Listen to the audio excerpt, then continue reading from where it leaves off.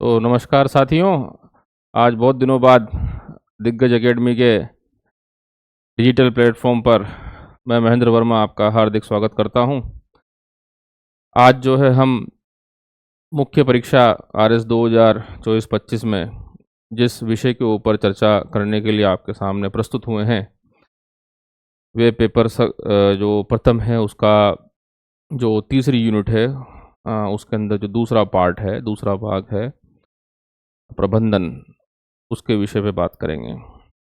आज हम बात करेंगे कि भाई प्रबंधन में जो विपणन है या मार्केटिंग है या विपणन की आधुनिक अवधारणाएं क्या-क्या हैं, किस-किस प्रकार से हम इसको मार्केटिंग कॉन्सेप्ट्स को समझने का प्रयास करेंगे, उसके बारे में हम चर्चा करेंगे। विपणन क्या होता है? विपणन का महत्व क्या है? विपणन का कार्य क्या है? विपणन किस प्रकार से किसी भी कंपनी में या किसी भी संस्थान में किस प्रकार से उत्पादकता को बढ़ाता है या जो ग्राहक होते हैं उनको किस प्रकार से एक परिवेश में लाके उत्पाद को खरीदने पर बल दिलवाता है। ये सब बातें हम आज इस विपणन के उसमें पढ़ेंगे। साथियों, विपणन को समझने से पहले हम ये समझेंगे कि ये प्रबंधकीय क्रिया है, यानी कि ये मैनेजरियल एक्शन है। मतलब जो प्रबंधक जो होते हैं या मैनेजमेंट के जो लोग होते हैं, विपणन को एक टूल के रूप में यूज़ करते हैं। औद्योगिक क्रांति के समय के बारे में बात करेंगे सबसे पहले कि औद्योगिक क्रांति जो है जब हुई तब उत्पादन का स्तर किस प्रकार से था। कालांतर में उसके 10-20 साल, 50 साल बाद, 30 साल बाद और 100 साल बाद किस किस प्रकार से जो बाज़ार है, उस बाज़ार में जो उत्पाद आया करते हैं, तो उस उत्पाद को किस प्रकार से सेल किया जाए, बेचा जाए, इन सब बातों के ऊपर ध्यान दिया गया। फिर और चले कि भाई बेचने तक तो हम इसमें सीमित नहीं रहेंगे। ग्राहक जो है वो बाज़ार का राजा होता है। जो consumer is a king of market, तो एक राजा के बारे में राजा किस तरह से हो उसको सोचना पड़ेगा, उसको समझना पड़ेगा। उसने जो उत्पाद और सेवाएं खरीदी हैं, उस उत्पाद और सेवाओं को खरीदने के बाद क्या वो उससे संतुष्ट हुआ? कंपनी की जो भी सर्विसेज थी या उत्पाद था उसको लेने के बाद वो अच्छी पूर्ण रूप से उसे दोबारा खरीदने के लिए या बाज़ार में दोबारा लोगों को समझाने के लिए कि वो भी इस उत्पाद का प्रयोग करें, इसका निर्णय उपभोक्ता ने लिया अथवा नहीं लिया। इस प्रकार से ये बातें चली हैं। तो कहने का सार ये है कि औद्योगिक क्रांति के समय में जो हम विपणन पढ़ते थे या पढ़ाते थे कि केवल उत्पाद को बना दिया जाए, न्यूनतम लागत में उत्पाद बना के बाज़ार में प्रस्तुत कर दिया जाए। बाज़ार में जैसे ही वो प्रस्तुत हो, जो खरीदार है उसको खरीद ले और खरीदने के बाद जो कंपनी है उसको लाभ हो जाए। ये औद्योगिक क्रांति के समय तक की ये प्रक्रिया चली। धीरे धीरे कालांतर में देखते हैं और ये नैरो प्रकार का या संकीर्ण प्रकार की मानसिकता एक देखी गई बात के वर्षों में। तो मैं समझता हूँ कि आज वर्तमान में किस प्रकार की चर्चा परिचर्चा है। तो चर्चा परिचर्चा इस प्रकार की है कि कंपनियां जो हैं वो बैठ के ये सोचती हैं कि उत्पाद बनाने तक ही सीमित नहीं है। ग्राहक जो है उसकी आवश्यकता को देखा जाए, उसके मद्देनज़र उत्पाद को तैयार किया जाए, उसको उत्पाद को दिया जाए, उस उत्पाद का वो उपयोग अच्छे से कर सके, उपयोग करने के बाद वो संतुष्टि पूर्ण जो है उसको ले सके और स्तर जो है उसका बढ़ सके उस उत्पाद को यूज़ करने के बाद में। इस प्रकार कंपनियां इसको सोचती हैं। कई प्रकार के मार्केटिंग के जो एक्सपर्ट्स हैं या स्पेशलिस्ट हैं वो इसका काम करते हैं। हम सबसे पहले देखते हैं कि विपणन क्या है। फिलिप कॉटलर जो मार्केटिंग के बहुत ही बड़े विद्वान हैं, मार्केटिंग के गुरु भी इन्हीं को कहते हैं। और तो इन्हीं की परिभाषा से हम विपणन की शुरुआत करते हैं कि विपणन होता क्या है, कि क्या उत्पाद को बेचना यहीं तक सीमित है या ग्राहक को संतुष्ट करना उत्पाद के द्वारा यहाँ तक सीमित है। ये दो यक्ष प्रश्न हैं, परंतु ये यहाँ नहीं होता। उत्पादक जो है उत्पाद को जब बनाता है तो वो ये देखता है कि वो उत्पाद को उत्पादन केंद्र में किस प्रकार से लेके आएगा। जैसे हम देखेंगे किसी भी उत्पादक के द्वारा चीनी बनानी है या शक्कर बनानी है, तो वो गन्ने को लेगा, गन्ने को कहाँ से लाएगा, किस प्रकार से खरीद करेगा, उत्पादन केंद्र पे लाएगा, उसका रूप परिवर्तित करेगा और उस रूप परिवर्तित करने के बाद जो उपभोक्ता है उस उपभोक्ता को किस प्रकार से शक्कर को या चीनी को दे पाएगा। तो आइए समझते हैं यहीं से कि विपणन से आशय, मतलब विपणन से अर्थ ये है कि वे सभी व्यावसायिक क्रियाएं, व्यावसायिक क्रियाएं कौन कौन सी? प्लान है, पॉलिसी है, कोऑर्डिनेशन है, डायरेक्शन है, ये सब चीज़ें व्यावसायिक क्रियाओं में हम शामिल करेंगे कि जो वस्तुओं और सेवाओं की उपयोगिता, देखिए उपयोगिता उत्पन्न कर उन्हें उत्पादन केंद्र से उपभोक्ता केंद्र तक पहुंचाने में सहायक होती है। वही गन्ने का एग्जाम्पल ले ले, गन्ने से चीनी बनानी है, राजस्थान की कोई कंपनी है गंगानगर शुगर मिल, अब मान लीजिए वो चीनी बना रही है, तो महाराष्ट्र से गन्ने को लेके आ रही है। राजस्थान के गन्ने में तो इतनी मिठास है नहीं, पर राजस्थान का जो उपभोक्ता है वो जो है चाहता है, उसकी आवश्यकता जो है वो है कि अत्यधिक मीठी वाली चीनी खाए, तो वो महाराष्ट्र से या यूपी से रॉ मटेरियल के रूप में ये जो आपका उत्पादन केंद्र है या फैक्ट्री है उसके अंदर उस गन्ने को लेके आएंगे। उस गन्ने को लेके आना, तो देखिए विपणन कार्य जो है वो यहाँ से शुरू हो रहा है कि उत्पादन केंद्र में कच्चे माल को लेके आया जाए, बस वहीं से विपणन शुरू है।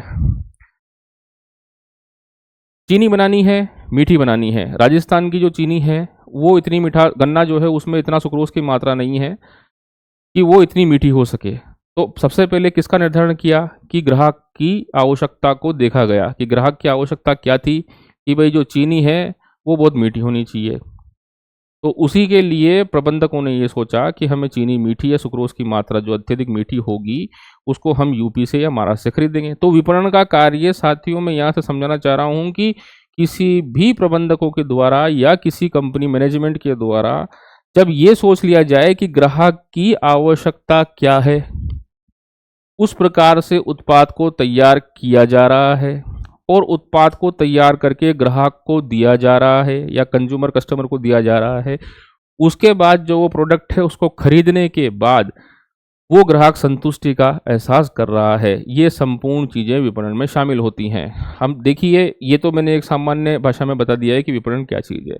हम इसके अंदर बहुत सारी चीज़ें देखेंगे, हम उत्पाद को भी देखेंगे, हम उसमें सेवा को भी देखेंगे, प्रोडक्शन, उसके बाद आपके संवर्धन को भी देखेंगे, इसके अंदर जो चैनल्स होते हैं वितरण उनको भी देखेंगे, वो सब चीज़ें भी इसके अंदर आती हैं, वो लंबी कहानी है। पर पहले आपको सिंपल सी भाषा में कोई पूछे कि विपणन क्या है, तो विपणन का साधारण अर्थ ये है कि वे सभी प्रबंधन के द्वारा या प्रबंधक या कंपनी के द्वारा वे सभी व्यवसायिक क्रिया जिनके द्वारा कोई वस्तु अथवा सेवाओं का रूप परिवर्तन कर या उपयोगिता उसमें उत्पन्न कर उन्हें उत्पादन केंद्र से उपभोक्ता केंद्र तक पहुंचाने तक की जो संपूर्ण प्रक्रिया है वो जो है वो आदि सारी चीज़ें विपणन में शामिल होती हैं। कई परिभाषा आएंगी, जो आपको पसंद में आए वो आप लिखें परीक्षा में। तो उत्पादन केंद्र पे माल पहुंच चुका है, उत्पादन केंद्र पे माल पहुंचा, माल पहुंचने के बाद में उसमें वो उपयोगिता का सृजन किया गया, उपयोगिता सृजन करने के बाद उपभोक्ता केंद्र तक पहुंचाया, माल ग्राहक तक पहुंचाया। तो ये सब चीज़ें इसके अंदर शामिल होती है। आइए आगे और दूसरी परिभाषाओं पे परिचर्चा करते हैं। थोड़ा सा विस्तृत अर्थों में देखें तो वही बात जो मैंने समझाई कि एक वस्तु और सेवा है, उत्पादन करने से पूर्व में भी हम जो प्रबंधक है वो उसके बारे में सोचेगा कंपनी का, उत्पादन के दौरान भी क्या क्या प्रक्रिया परिपाटी चलेगी उसके अंदर, वो उसके अंदर भी सोचेगा, उत्पादन की क्रिया उसमें शामिल होगी और वितरण उसके अंदर किया जाएगा, वितरण के कई प्रकार के माध्यम होंगे, उसके बाद जो सामान है या माल है उसको विक्रय के बाद बेचने के बाद भी क्रियाएं शामिल होंगी। तो वही चीज़ एक डायग्रामेटिक फॉर्मेट में लिखी हुई है कि उत्पादन वस्तु के उसके पूर्व में भी हमें किस प्रकार से है वो भी विपणन में शामिल है। उत्पादन केंद्र पे माल आ चुका है, उस उत्पादन केंद्र के अंदर माल रखा हुआ है, वो भी एक विपणन का कार्य है। उसके बाद में उत्पादन प्रक्रिया के दौरान में उसमें किस प्रकार के रूप होंगे, रंग होंगे, परिवर्तन किए जाएंगे, कैसे इंग्रेडिएंट डाले जाएंगे, वे सब चीज़ें भी इसमें शामिल होंगी। ग्राहक तक पहुंचाना और ग्राहकों की संतुष्टि तक भी प्राप्त करना, ये सब चीज़ें विपणन में शामिल होती है। देखिए, कोई भी चीज़ जो है वो समझने की बात ये है कि आज से 1960 से पहले जो परिकल्पना चलती थी और 1960 के बाद जब से ये कंसेप्ट आया है कि भाई विपणन की आधुनिक अवधारणा, अब होता क्या है कि विपणन की आधुनिक अवधारणा तो 1 या 2 पन्नों का टॉपिक है, उसको समझने के लिए विपणन पूरा समझना पड़ता है। तो हमें विपणन के ऊपर अच्छी तरीके से समझने पर प्रयास करेंगे कि संकीर्णता में कि उत्पाद बनाओ, उत्पाद बेचो, मार्केट में बेचा, लाभ कमाया, ग्राहक की कोई ध्यान नहीं दिया तो ये तो है संकीर्ण अवधारणा। उसके बाद में हमने जो देखा आगे कि भाई आगे चला कि भाई जो ग्राहक की कंपनियों ने जो उत्पाद के बारे में ध्यान दिया, ग्राहक के बारे में ध्यान दिया, वो दीर्घ काल में आगे बढ़ी है, आगे चली हैं। कई एग्जाम्पल से हम समझेंगे कंपनियों के बारे में, कौन कौन सी कंपनियां हैं जो चली, फिर उन्होंने आगे बढ़ी, ये सब भी हम इसके अंदर आगे देखेंगे। तो संकीर्णता में तो उत्पाद बेचो, लाभ कमाओ। विस्तृत अर्थों में उत्पाद को बेचना ही नहीं है, उत्पाद को बेचने के बाद में हम ग्राहक की संतुष्टि पर भी कार्य करें, वो एक आधुनिक अवधारणा में शामिल होती है। आइए आगे चलते हैं। तो वही चीज है साधारण शब्दों में लिखी हुई है कि उन समान क्रियाओं का नियोजन, प्लानिंग, ऑर्गेनाइजिंग, नियोजन, नियंत्रण, निर्देशन और संगठन। ये देखिए, उन समान क्रियाओं का नियोजन, नियंत्रण, निर्देशन, संगठन कब बनानी है, कहाँ बनानी है, किस प्रकार से बनानी है, कब बेचनी है, कहाँ बेचनी है, किस प्रकार से बेचनी है, किसको बेचनी है, किस प्रकार से बेचनी है, किस माध्यम से उसको ले जाना है, एक चैनल से, 2 चैनल से, 3 चैनल से, किस प्रकार के माध्यम से हमें ले जाना है, वो सब बातें हम इसमें देखते हैं। तो विपणन प्रबंधन में हम उन समान क्रियाओं का जो नियोजन, नियंत्रण, निर्देशन और संगठन को जो उत्पाद को उत्पादन केंद्र से उपभोक्ताओं तक वस्तु और सेवाओं के वितरण से संबंधित हो, वो सब बातें हमें लिखनी है। सामान्य अर्थों में हम समझ जाएं इसको कि उत्पादन केंद्र से लेके उपभोक्ता केंद्र तक वो सभी क्रियाविधियां, वो सभी टूल्स जो प्रबंधन के द्वारा यूज में किए जाते हैं, वे विपणन में शामिल होते हैं। मैं समझता हूँ आप इसको परीक्षा में अगर किसी स्कॉलर की परिभाषा ना देकर भी खुद की परिभाषा से भी इसको लिपिबद्ध करना चाहेंगे तो अब आराम से आप इसको लिख पाएंगे। मार्केटिंग उपभोक्ताओं की जरूरतों और इच्छाओं को समझने एवं संतुष्ट करने की पूरी प्रक्रिया है। मैंने समझा दिया कि वर्तमान परिस्थितियों में देखा जाए तो मार्केटिंग अपने आप में उत्पाद बनाने तक ही सीमित नहीं रह गई है। उत्पाद बनाने से के आगे भी अब मार्केटिंग है, संतुष्टि है, और संतुष्टि के बाद फीडबैक भी है, उत्पाद में क्या क्या सुधार हो, ये सब बातें हैं। देखिए, सैमसंग कंपनी है, अब कंपनियों के बारे में बात करते हैं। तो सैमसंग कंपनी में S24 अल्ट्रा नाम का, देखिए मेरा यहाँ किसी भी फ़ोन, किसी भी वस्तु और किसी भी प्रकार की चीज़ों का प्रचार करने का कोई माध्यम नहीं है। हम उन्हीं वस्तुओं को ले रहे हैं जो बाजार में चलती हैं। सैमसंग की कोई फ़ोन कंपनी है, कई प्रकार के उत्पाद बनाती है। तो आपने देखा होगा कि सैमसंग S24 अल्ट्रा नाम से फ़ोन निकलता है, काफ़ी चर्चित फ़ोन है। उसी प्रकार से सैमसंग कंपनी बहुत सारे ग्राहकों से फैन एडिशन बेस्ड कि भाई आप उनके जो फैंस हैं वो किस प्रकार से चाहते हैं, या कंज्यूमर बेस्ड डिमांड के आधार पर भी फ़ोनों का निर्माण करती है, जैसा आपने देखा है। तो आजकल तो ये स्तर हो गया है कि कंज्यूमर क्या चाहता है, कंज्यूमर जो है वो मार्केट का किंग है, वो जो चाहता है जैसे उत्पाद समझते हैं। स्कॉर्पियो गाड़ी ले लें, स्कॉर्पियो में एक एडिशन इस प्रकार का होता है कि जिस प्रकार की हम गाड़ी का रंग चाहते हैं, या डिज़ाइन में तो कोई परिवर्तन नहीं है, कोई रंग वंग चाहते हैं, कोई अलग से किसी प्रकार का टेप वेप उसमें लगवाना है या कोई ग्लास लगवाना है, तो वो भी चेंज हो जाता है। तो देखिए, कंपनियां आज जो काम कर रही है वो उत्पाद स्तर पे ही ना जाकर उपभोक्ता के स्तर पर उन्हें क्या चाहिए, किस प्रकार की चीज़ चाहिए, कब चाहिए, कहाँ चाहिए, उन पर बात कर रही है। तो मेरा सामान्य सा अर्थ है कि हम यहाँ मार्केटिंग जो है वो उपभोक्ताओं की ज़रूरतों और इच्छाओं को समझने और उन्हें संतुष्ट करने की एक पूरी प्रक्रिया है, कहने का तात्पर्य ये है। तो यहाँ पर मैं समझता हूँ आप अच्छे से समझ के इस परिभाषाओं को लिख लेंगे। आइए आगे चलते हैं। विपणन में चीज़ें शामिल होती हैं, इन सबको हम डिटेलिंग में देखेंगे कि कब कौन सी चीज़ कहाँ कहाँ शामिल होती है। तो व्यापार वाणिज्य भी जो है विपणन का ही भाग है। वस्तु की पैकेजिंग किस प्रकार से की जाती है, बहुत अच्छे से डिटेल में पढ़ेंगे किस प्रकार की पैकेजिंग होती है। और भंडारण है, ये भी विपणन में शामिल है। परिवहन है, ये भी विपणन में शामिल है। मूल्य का निर्धारण है, ये भी विपणन में शामिल है। विज्ञापन है, प्रचार प्रसार है, ये भी विपणन में शामिल है। विक्रय भी विपणन में शामिल है। आगे देखेंगे कि विक्रय और आपके विपणन में मूलभूत अंतर क्या क्या है, ये सब चीज़ देखेंगे। तो हम देखेंगे कि व्यापार में पैकेजिंग, भंडारण, परिवहन, मूल्य निर्धारण और विज्ञापन और विक्रय, ये सब चीज़ें विपणन में शामिल की जाती है। डायग्रामेटिक फॉर्मेट, उपभोक्ता की आवश्यकताओं को जाना, पहचाना, समझा, कब चीज़, कहाँ चीज़, किस प्रकार से बनानी है उसको कंपनी के द्वारा समझा, विपणन इसी के अंदर शामिल है और उपभोक्ता की संतुष्टि का कार्य किया। ये छोटा सा चित्र डायग्राम आप कॉपी में बना सकते हैं। अब हम 2-3 स्कॉलरों की और परिभाषाएं देखेंगे।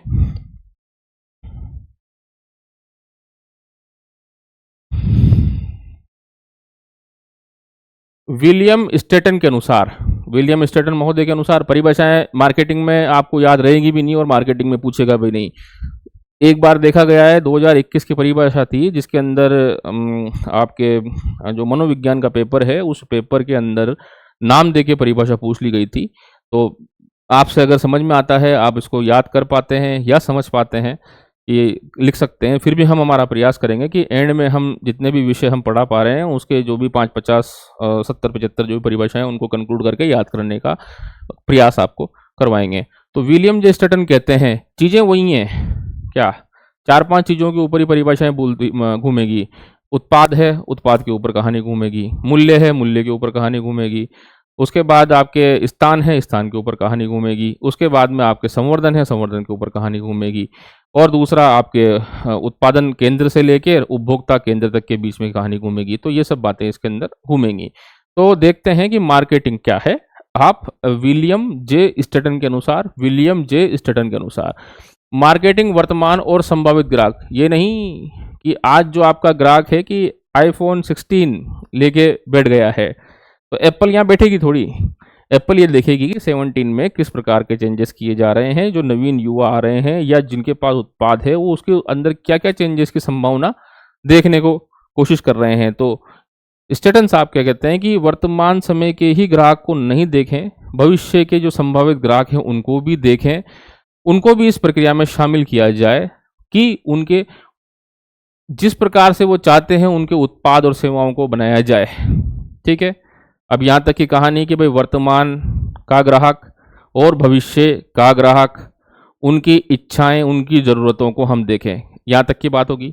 अब इन सब चीज़ों को देखने के बाद हम प्लानिंग करें, योजना बनाएं, योजना बना के ये देखें कि उस उत्पाद की भविष्य में या वर्तमान में कीमत क्या होगी, किस प्रकार से उसको प्रमोट किया जाएगा और किस प्रकार से उसको वितरित किया जाएगा। तो देखिए यहाँ पर जो विलियम जे स्टेटन महोदय हैं उन्होंने 4 पीस की बात की है। 4 पीस की प्लानिंग क्या होगी, उसकी कीमत क्या होगी, उसको बढ़ावा कैसे दिया जाएगा, वितरित कैसे किया जाएगा। तो कंसेप्ट यही है कि प्रोडक्ट, प्रोडक्ट के बाद प्राइस, प्राइस के बाद प्रमोशन, प्रमोशन के बाद डिस्ट्रीब्यूशन या फिर प्लेस। ठीक है, तो संभावित ग्राहक को भी देखो, वर्तमान के ग्राहक को भी देखो, उनकी इच्छाओं और आवश्यकताओं को समझो, उसके प्रकार का प्रोडक्ट की प्लानिंग करो, प्लानिंग करने के साथ उसके अंदर प्रमोशन करो, प्रमोशन के बाद उत्पाद की कीमत क्या रखनी है, उसके डिस्ट्रीब्यूशन किस प्रकार से होगा, वितरण किस प्रकार से होगा। इन सभी व्यावसायिक गतिविधियों के आदान प्रदान की जो संपूर्ण प्रणाली है, संपूर्ण प्रणाली है, संपूर्ण प्रणाली है, उसे हम मार्केटिंग कहते हैं या विपणन कहते हैं, विपणन कहते हैं। ठीक है, समझ में आई बात? आपको याद हो जाएंगी परिभाषाएं। वर्तमान का ग्राहक, संभावित ग्राहक, वो चाहता क्या है, किस प्रकार चाहता है, वांछित उत्पाद क्या होंगे, सेवाएं क्या होंगी, उस उत्पाद की योजना बनाना कि उसकी कीमत क्या रखी जाएगी, उत्पाद किस प्रकार का रूप रंग आकार प्रकार होगा, उसको किस प्रकार से बढ़ावा दिया जाएगा, प्रचार का माध्यम क्या होगा, 1 चैनल डिस्ट्रीब्यूशन होगा, 2 चैनल डिस्ट्रीब्यूशन होगा, 3 चैनल डिस्ट्रीब्यूशन होगा, ऑनलाइन डिस्ट्रीब्यूशन होगा, कैसा होगा, वो सब देखने की एक बात है। तो मैं समझता हूं कि विलियम जे स्टेटन की परिभाषा जो है वो आपके द्वारा समझ में और याद करने में भी दिक्कत नहीं होगी। समझिए आप, याद तो अपना आप हो जाएंगी। अगली परिभाषा है मेलकम मैकनेयर की। मेलकम मैकनेयर महोदय क्या कहते हैं कि विपणन समाज के जीवन स्तर का निर्माण और वितरण है। देखिए, विपणन समाज के जीवन स्तर का निर्माण, विपणन समाज के जीवन स्तर का निर्माण और उसका वितरण है। सिंपल सी बात है, आज से 30 साल पहले जो है हमारे जो पापा मम्मी को ले लिए, आप ले लीजिए, साइकिल पे घूमते थे 30-35 साल पहले। जैसे ही उन्होंने मोटरसाइकिल में कदम रखा तो उनका जीवन स्तर भी अच्छा हुआ और उनके आवाजाही के माध्यम भी बढ़े। तो समाज में विपणन जो है वो स्तर को, जीवन के स्तर को बढ़ाता है। जैसे कि हमारे पास आज से 20 साल पहले केवल एक मोबाइल फ़ोन भी नहीं हुआ करता था, 25 साल पहले टेलीफोन भी नहीं हुआ करता था। तो मार्केटिंग, उत्पाद तो बन चुका है लेकिन उसको बेचा कैसे जाए। एडवर्टीजमेंट कंपनियां काम करती हैं, उसको दिमाग में बैठाया जाता है, लोग उसको खरीदने के ऊपर बल देते हैं। उत्पाद बना देने से ही ऐसा नहीं है कि आप मार्केट के अंदर चल जाएंगे या समाज में उसकी एक्सेप्टेंस या स्वीकार्यता उत्पाद बनाने से हो जाएगी। चीज़ों को स्वीकार करवाया जाता है। आप उनको अच्छे मतलब समाज में कुछ अच्छे मैसेज देके, कुछ प्रलोभन देके, उनके हित की कुछ बातों को बता के, तो ये सब चीज़ें विपणन में शामिल होती हैं। तो विपणन समाज के जीवन स्तर का निर्माण करता है और उसका वितरण करता है। ये मेलकम मैकनेर की परिभाषा है। अब देखेंगे कि जॉनसन महोदय क्या कहते हैं। जॉनसन महोदय ने कहा है कि विपणन वो प्रबंधकीय क्रिया है। पहली बात तो इसकी विशेषता है कि विपणन क्या है, प्रबंधकीय क्रिया है। तो वह प्रबंधकीय क्रिया है जिसमें समुच्चय विक्रय अभियान, मतलब एक कैंपेनिंग, मास कैंपेनिंग, किसको, चीजों को मार्केट में सेल आउट करने की, बेचने की, ग्राहक को समझने की, से संबंधित नीतियां हैं। जिसमें हम क्रय माल का, कच्चे माल का क्रय करने की बात कर रहा है, उसको क्रय करते हैं। माल को विक्रय, बेचने की बात करते हैं, ठीक है। उसके अंदर उत्पादन किस प्रकार, कितना किया जाएगा, डिमांड और सप्लाई का क्या कंसेप्ट होगा। उसके बाद में उसका मूल्य का निर्धारण करने का काम करते हैं। उसमें किस प्रकार से विज्ञापन की संभावनाएं क्या क्या हैं, और उसके बाद उसका मूल्यांकन करते हैं। तो 4-5 बातें इन्होंने कही है। मेलकम महोदय ने, जॉनसन ने, विपणन वह प्रबंधकीय क्रिया है जिसमें समुच्चय विक्रय अभियान, मतलब कंप्लीट सेलिंग की बात की है कि भाई पूरी प्रक्रियाओं को इसके अंदर हम शामिल करते हैं, जिसके अंदर हम रॉ मटेरियल को खरीदेंगे, कच्चे माल को लेंगे, उसको उपभोक्ता को बेचेंगे, उसका उत्पादन करेंगे, उसका मूल्य का निर्धारण करेंगे, विज्ञापन की टूल्स को अपनाएंगे, और उसका मूल्यांकन करके उसमें अगर कोई कमी रह जाती है तो उसको दुरुस्त करने का प्रयास करेंगे। कि विभिन्न चरणों को इसके अंदर शामिल किया गया है। किसी भी स्कॉलर के द्वारा जो भी परिभाषा दी गई है वो घूम फिर के जो मैंने शुरुआत में बताई ये चीजें उसी पर आके टिकती हैं। उत्पादन केंद्र से लेकर उपभोक्ता केंद्र और उसकी उपभोक्ता की संतुष्टि तक की संपूर्ण कहानी के जो भी टूल्स हैं, जो भी इसके अंदर हम चीजें यूज करेंगे, वो सब चीजें विपणन में शामिल होती हैं। एक चार्ट के माध्यम से हम इसको देख लेते हैं कि ये जो विपणन के प्रमुख चरण देख लेते हैं। 2 प्रकार से बना सकते हैं। सबसे पहले कि उपभोक्ताओं की इच्छा और आवश्यकताओं को जाना। ठीक है साहब, कि उपभोक्ता क्या चाहता है, किस प्रकार से चाहता है, ठीक है। उस उपभोक्ताओं की इच्छा और आवश्यकताओं को जानकर हमने उत्पाद और सेवा को उत्पादित किया। क्या भाई जानी तू चाहता क्या है, मार्केट में पूछा जानी चाहता क्या है, कि जानी ये चाहता है। तो जानी के चाहने के अनुसार कंपनियों ने काम करना शुरू किया कि उपभोक्ताओं की इच्छा व आवश्यकताओं के अनुसार उत्पाद और सेवाओं को उत्पादित करना प्रबंधन का काम है। आगे देखिए, उत्पाद और सेवाओं का समुचित वितरण करना। देखिए, माल, हम लॉजिस्टिक मैनेजमेंट भी पढ़ेंगे, एससीएम भी पढ़ेंगे, उसके अंदर ये जो वितरण के माध्यम है ये सब आएंगे। 1 चैनल पढ़ेंगे, 2 चैनल पढ़ेंगे, 3 चैनल पढ़ेंगे, होने में तो 7-8 चैनल भी होते हैं क्या। लेकिन अपने को एनसीईआरटी और जो टेक्स्ट बुक है इसकी गवर्नमेंट की अपने स्कूल में चलती है, सॉरी कॉलेजेस में चलती है, बीकॉम में, उस तक ही देखेंगे। तो पहले हम देखेंगे कि उपभोक्ताओं की इच्छा और आवश्यकताओं को जानना, पहला काम। उपभोक्ताओं की इच्छा और आवश्यकताओं को जानने के बाद उत्पाद का निर्माण करना, निर्माण भी कर दिया साहब। निर्माण करने के बाद उस उत्पाद को हम वितरण के माध्यम से, 1 चैनल के माध्यम से, 2 चैनल के माध्यम से या 3 चैनल के माध्यम से उसको आगे बढ़ाएंगे। फिर उस उपभोक्ता तक उस उत्पाद को लेके जाएंगे, उस उत्पाद को उससे यूज करवाएंगे। यूज करने के बाद में उसको वो संतुष्टि का प्रमाण पत्र देगा। संतुष्टि का प्रमाण पत्र देने के बाद में संस्था के लाभ और उद्देश्यों की पूर्ति करना। उसके संतुष्टि होने के बाद ही हमारा लाभ होगा, खरीदने के बाद नहीं, उसके मूल्य चुकाने या कीमत लेने के बाद। मूल्य तो जो है वो आपका ग्राहक चुकाता है, कीमत जो है हम उससे लेते हैं। तो उसके बाद संस्था के लाभ व उद्देश्यों की पूर्ति करना इसमें शामिल है। ये चरणबद्ध तरीका है, बहुत इजी तरीके से। जो इतनी देर से रामायण पाठ बाँच रहे हैं उसको ऐसे बक्सों वक्सों में बंद कर गुरा के लिखने की प्रक्रिया, डायग्रामेटिक फॉर्मेट की प्रक्रिया इसके तहत दिखाया गया है। ये प्रमुख चरण है।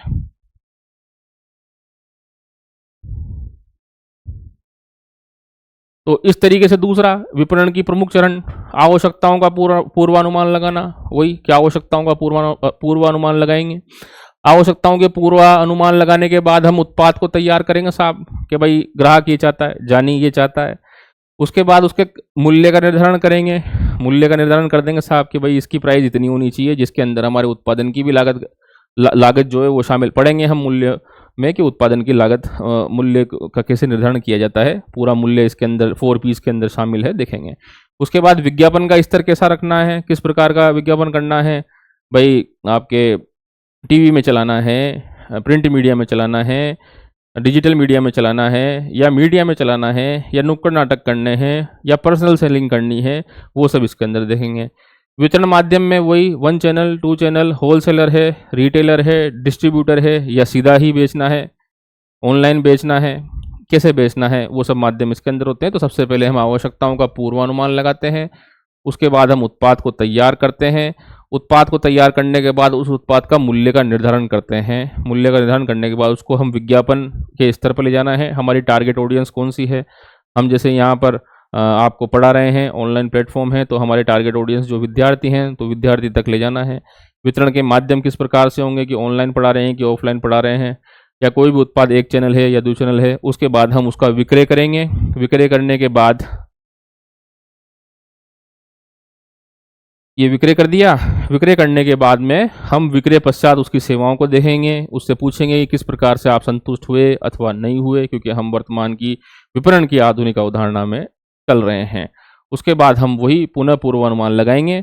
पुनः पूर्वानुमान लगाने के बाद ये थर्ड चीज़ दोबारा वहाँ पे चली जाएगी जहाँ पे ये पहले स्तर पर है कि हम पूर्वानुमान लगा के आए हैं, और ये पूर्वानुमान लगाने के बाद ये उत्पाद के आवश्यकताओं का पूर्वानुमान जो है ये सर्किले से घूमेगा, कि अब हमने हमारे उत्पाद को जब बनाया था, हम उससे अच्छी तरीके से लाभ कमा चुके हैं, हम नवीन प्रकार के ग्राहकों का वापस देख रहे हैं कि उनको किस प्रकार का टेस्ट है, तो ये सब कहानी चलेगी। आवश्यकताओं का पूर्वानुमान लगाना, उत्पाद का निर्माण करना, मूल्य का निर्धारण करना, निर्धारण के बाद में विज्ञापन पर बल देना, विज्ञापन पर बल देने के बाद वितरण के माध्यम पर बल देना, वितरण के माध्यम के बाद उसको बेचना, विक्रय करना, विक्रय करने के बाद ग्राहक की संतुष्टि को जानना, विक्रय पश्चात सेवा, सेल आफ्टर सर्विस पर ध्यान देना, और पुनः पूर्वानुमान। 1-2 बार आप इसको देखेंगे, समझेंगे वीडियो को, और मैं तो समझता हूँ ज़्यादातर तो डबल स्पीड पे देखते हैं, तो 2-3 बार देखेंगे। अपना आप मैंने 3-4 बार चीज़ों को बोल दिया है, आपको याद हो जाएगा। नोट्स जो है वो हमारे टेलीग्राम का जो ग्रुप है उसमें अभी ये क्लास ख़त्म होते ही 1.5 से 2 घंटा की क्लास ये चलेगी, और उसके बाद ये ख़त्म होने के बाद हम इसको डाल देंगे आपके। ठीक है, अब आगे देखते हैं। हमने विपणन को समझ लिया, विपणन की पूर्व अवधारणाएं क्या थी, पश्चात अवधारणाएं क्या हैं, वर्तमान कंडीशन क्या है, प्रमुख स्कॉलर्स की जो परिभाषा है वो हमने इसमें समझ चुकी हैं। हम उत्पाद को किस प्रकार से बनाते हैं उसका चरण हमने देख लिया। हमने विपणन के प्रमुख जो चरण पूछेगा, विपणन के चरण जब ये इस प्रकार के चार्ट बना के लिख के आना पड़ेगा, 2 नंबर में पूछ सकता है तो ये ऐसे बना देना, और अगर 5 नंबर में पूछे तो 2-2 लाइन 3-3 लाइन प्रत्येक में लिख देना। ठीक है, तो ये बात है। आगे चलते हैं, हम करते क्यों है साहब। अब 3 चीजें आएंगी, देखो विपणन क्या है हमने पढ़ लिया है कि विपणन क्या होता है, विपणन प्रबंधन क्या होता है, प्रबंधन कैसे, प्रबंधन जो है या प्रबंधक जो है वो कैसे काम करता है हमने पढ़ लिया है, विपणन के जो चरण हैं वो क्या होते हैं हमने पढ़ लिया है। अब हम जो आगे पढ़ना चाहते हैं वो पढ़ेंगे विपणन की प्रमुख विशेषताएं, कार्य, महत्व। ये 3 जो कंसेप्ट हैं इनको एक साथ पढ़ेंगे। घूम फिर के जो इतनी बातें मैंने आपको बोली हैं वही बातें जो हैं वो आपको लिपिबद्ध तरीके से लिखनी है साधारण शब्दों में, तो वो समझ में आ जाएगी। विपणन एक प्रबंधकीय कार्य है, विपणन जो है वो कला और विज्ञान दोनों हैं। विपणन जो है वो आपके क्या बोलते हैं क्या कहते हैं यूनिवर्सल है, हर कंपनियों के अंदर पाया जाता है। विपणन जो है वो विक्रय से भिन्न है। ठीक है, ऐसी इस प्रकार की बातें जो हैं इसके अंदर की जाएंगी। अब देखते हैं आगे। ठीक है, तो विपणन के महत्व को देखते हैं। अब आप बता सकते हैं, सिंपल सी बात, इतनी लंबी चौड़ी 27-28 मिनट की रामायण पाठ के बाद में आप ये बता सकते हैं कि संस्था विपणन क्यों करती है। चलिए समझते हैं। भाई विपणन करने से सबसे पहले तो आप देखिए, संस्था कोई भी हो लाभ कमाती है, लाभ कमाना चाहती है, पहला उसका उद्देश्य है। देखिए कोई कंपनी अगर लाभ में है ना, तो वो लाभ के बाद ही वो सारी प्रक्रियाओं को सोच पाती है, सोशल वेलफेयर वो कर पाती है, CSR वो कर पाती है। अगर कोई संस्था या कंपनी लाभ में ही नहीं है तो कैसे काम होगा। तो विपणन सबसे पहले बात करता है कि संस्था का लाभ किस प्रकार से सुनिश्चित किया जाए। ये इसका महत्व है विपणन का, कि हम चैनल का किस प्रकार से उपयोग करें, रॉ मटेरियल का किस प्रकार से उपयोग करें, मार्केट में सर्वे किस प्रकार से डिजाइन किया जाए ताकि लाभ अधिक हो। तो विपणन का महत्व है कि संस्था को सफलता का आधार है ये। कोई भी संस्था विपणन के बिना में या मार्केटिंग के बिना में वो कभी भी लाभ नहीं प्राप्त कर सकती। तो विपणन सबसे पहले सफलता का आधार है। उसके बाद हम इतने चैनल्स के ऊपर काम करते हैं। उत्पादन सेंटर पे क्या माल लगाना है, किस प्रकार का माल होगा वो लेना है, सेवाएं किस प्रकार की उत्पादित करनी है, वितरण के चरण कौन कौन से होंगे, उसके बाद में उत्पाद को कहाँ रखा जाएगा, उसकी प्रोडक्ट डिलीवरी कब दी जाएगी, प्रोडक्ट डिलीवरी देने के बाद उसका भंडारण किस प्रकार से किया जाएगा, ट्रांसपोर्टेशन के चैनल्स क्या क्या रहेंगे, ये सब बातें इसके अंदर शामिल होती है। तो विपणन जो है वो डिसीजन मेकिंग का काम करता है। कम्युनिकेशन इससे विपणन के माध्यम से होता है कि कितने वर्तमान में हमारा जो प्रोडक्ट जो है वो कितने लोगों को द्वारा खरीदा जाएगा, या हम कितनों को टारगेट ऑडियंस को दे पाएंगे या टारगेट कस्टमर को दे पाएंगे। तो विपणन जो है वो सफलता का आधार है एक संस्था का लाभों के लिए। दूसरा, निर्णय के लिए डिसीजन मेकिंग में विपणन का महत्व होता है। कम्युनिकेशन सूचना का आदान प्रदान है। देखिए, मांग अगर आवश्यकता हुई और आपने उत्पाद नहीं बनाया तो आप फेल हैं। मांग नहीं है और आपकी कंपनी ने उत्पाद अधिक बना दिया तो भी आप फेल हैं। तो डिमांड सप्लाई की कम्युनिकेशन को भी समझने में विपणन का महत्व है। विपणन से बाजार सूचना का पूर्वानुमान हो जाता है। प्री डिटर्मिनेशन कर सकते हैं हम मार्केटिंग करने से। सेल्स के जो पर्सन्स होते हैं वो हमें इनपुट्स देते हैं, सारे इनपुट्स को टेबल पर रखा जाता है, उसके आधार पर ही हम एक डिसीजन बना पाते हैं। तो विपणन से बाजार सूचना का पूर्वानुमान हो पाता है। ये सब काम होते हैं। देखिए, उसके बाद विपणन जो है वो जीवन स्तर में वृद्धि करती है। देखिए, ये एक बहुत अच्छा वो है कि विपणन से ना केवल एक कंपनी को ही लाभ होता है, संस्था को ही लाभ होता है, साथ ही साथ जो आप या हमारे जैसे जो ग्राहक होते हैं या कस्टमर और कंज्यूमर होते हैं उनके जीवन स्तर को सुधारता है। देखिए, सोच के देखिए 2 मिनट, अगर आपके पास मोबाइल नहीं होता तो कम्युनिकेशन का कितना गैप होता, या आपके पास आज मोपेड है, कार है, बाइक है, तो आप अपने व्यापार को, वाणिज्य को अच्छे तरीके से बढ़ा सकते हैं। कहीं भी समय पर आप अच्छे तरीके से पहुंच सकते हैं। 100 या 120 की स्पीड तो आजकल बहुत नॉर्मल हो गई है, किलोमीटर प्रति घंटे की। तो देखिए, यहाँ कहने का द्वि अर्थ है कि विपणन किसी कंपनी के लिए ही जरूरी नहीं है, साथ ही साथ जो खरीदार है या उपभोक्ता है उसके लिए भी ये बहुत ज़रूरी है। तो दोनों के लिए सहायक होती है। अच्छे उत्पाद बाजार में आते हैं तो कंपनी को भी लाभ होता है और जो उसका खरीदार होता है उसको भी लाभ होता है। तो पहली बात मैंने बता दी, संस्था की सफलता का आधार विपणन है। निर्णय और संचार में ये सहायक होता है। बाजार की जो प्री डिटर्मिनेशन फोर्सेस होती हैं या मार्केट के अंदर जो भी फोर्सेस काम कर रही हैं उनकी जो सूचनाएं हैं वो भी विपणन के माध्यम से ही आपको प्राप्त होती है। कंपनी को विपणन ना केवल कंपनी के लिए या किसी संस्था के लिए ही लाभदायक होता है, वरन वो ग्राहकों के लिए भी लाभदायक होता है। ये चीज़ें इसके अंदर देखने को मिलती है। आगे देखते हैं। विपणन की प्रमुख विशेषताएं लंबी चौड़ी हैं, पढ़ देता हूँ, बता तो सारी दी है। वे पहला, विपणन प्रबंधकीय प्रक्रिया है। ये सारे नाटकबाजी कौन कर रहा है? मैनेजरियल लोग होते हैं। What the manager do, it's called management. तो ये सारे जो प्रबंध के जो लोग होते हैं, मैनेजरियल लोग होते हैं, ये प्रबंध की ही प्रक्रिया है। लोअर जो स्टाफ होता है, अब प्रशासन को भी पढ़ाएंगे 2-5 दिन बाद, जब आपको समझ में आएगा कि प्रशासन क्या है, लोक प्रशासन क्या है, प्रबंधन क्या है, ये सब चीज़ें समझेंगे उस टाइम पे। अभी तो आप खाली ये समझ लें कि विपणन एक प्रबंधकीय क्रिया है। विपणन विक्रय से भिन्न है, अभी बताएंगे क्यों। क्योंकि देखिए, विपणन तो है ये है विपणन और ये है विक्रय, ठीक है। सेलिंग और विपणन दोनों में अंतर है। अभी समझ लीजिए कि विक्रय विपणन का ही एक भाग है। विपणन एक बड़ी वो कंसेप्ट है और विक्रय एक छोटा कंसेप्ट, बस इतना ध्यान रख लें। तो विपणन विक्रय से भिन्न है। कैसे भिन्न है वो आगे समझेंगे। विपणन ग्राहक केंद्रित वो ग्राहक उन्मुख अवधारणा है। हम समझ ही रहे हैं कि वर्तमान जो है वो केवल उत्पाद तक ही नहीं है। विपणन जो है वो ग्राहक केंद्रित और ग्राहक उन्मुखी अवधारणा है। ये विपणन की विशेषता है। विपणन उपयोगिता का सृजन करती है। देखिए, मैंने आपको शुरुआत में शुरू होते ही ये समझाया था कि जब तक मार्केट में मांग नहीं होगी उत्पादक बनाएगा क्या। तो उपयोगिता का सृजन करता है। ये हमने आपको समझाया कि किस प्रकार से एक्चुअली होता क्या है कि कोई भी एड आप मार्केट में देखते हो वो एक्चुअली आपके यूज़ को ही तो बताता है। कि आप कोई पेन ले रहे हैं, ये पेन है साहब, ये फाउंटेन पेन है, ये बॉल पेन है, ये इंक पेन है, ये इसी प्रकार से यूज आता है। तो उपयोगिता का सृजन करते हैं ठीक है। तो विपणन जो है वो उपयोगिता का सृजन करता है। विपणन विज्ञान और कला दोनों है। विज्ञान और कला कैसे? विज्ञान सेट फॉर्मेट ऑफ रूल्स हैं, क्रमबद्ध अध्ययन होता है इसका, आप देखेंगे बहुत सारे सिद्धांत होते हैं। और कला कि कोई भी जो कार्य है उसमें से सर्वोत्तम जो आपकी जो चीज हो वो पसंद आए या निर्णय हो वो कला है।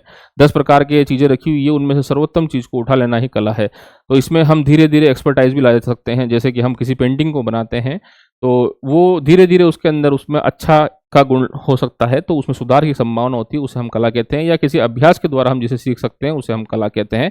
तो विपणन जो है एक विज्ञान है, इसमें सेट ऑफ रूल्स चलते हैं, सिद्धांत चलते हैं, परिपाटी प्रक्रिया चलती है। और कला है क्योंकि इसके अंदर सुधार की गुंजाइश होती है। विपणन एक गतिशील और निरंतर प्रक्रिया है, हमेशा ही चलती आ रही है। देखिए यूनिवर्सल भी है और हमेशा चलती आ रही है। तो विपणन एक गतिशील और निरंतरशील प्रक्रिया है।